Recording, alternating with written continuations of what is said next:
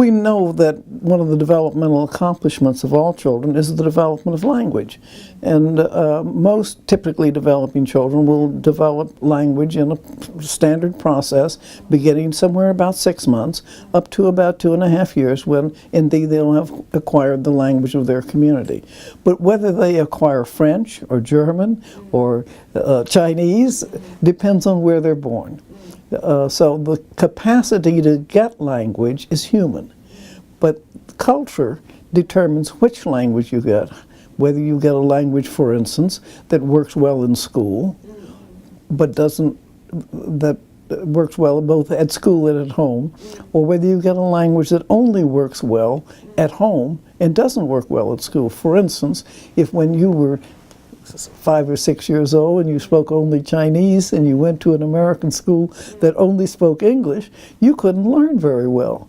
You had language, you were developmentally intact, but you didn't have the language of school. And this is what happens to many poor children all over the world, not just in the United States. They learn a language, but they don't learn the school language. They don't get big vocabularies. They don't learn complex sentence structures. And that's what schools are all about.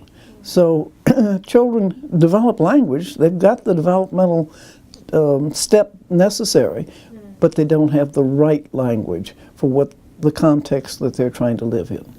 So it's a match between what children know and what we teach them, and what's demanded by the environment that they're living in.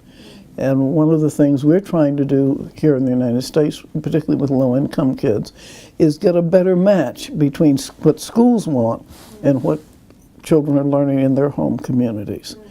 And as I said before, the children are wonderful. They've learned language. They've got a language. They just don't have the language that works for them for school. And we have a tendency to say because they don't speak the school language, there's something wrong with them. Well, there isn't anything wrong with them except they didn't have an opportunity to learn school language when they were younger. So we need to teach it later. It makes it easier to learn in school if your home language and your school language are the same. The closer those match, the easier it is to learn in school. So if you don't have a home language that matches the school language, then you're going to have a harder time learning to read and to process the oral language that the teacher is using. Does that make sense? We highlight the role of culture in helping teachers think about how to teach young children, because it's important that they understand the strengths of the children. These are not children that are coming in without strengths, without capabilities. These are kids who have already learned a great many things. They can learn the school language too, but you've got to make a bridge between what they already know and what you want them to know.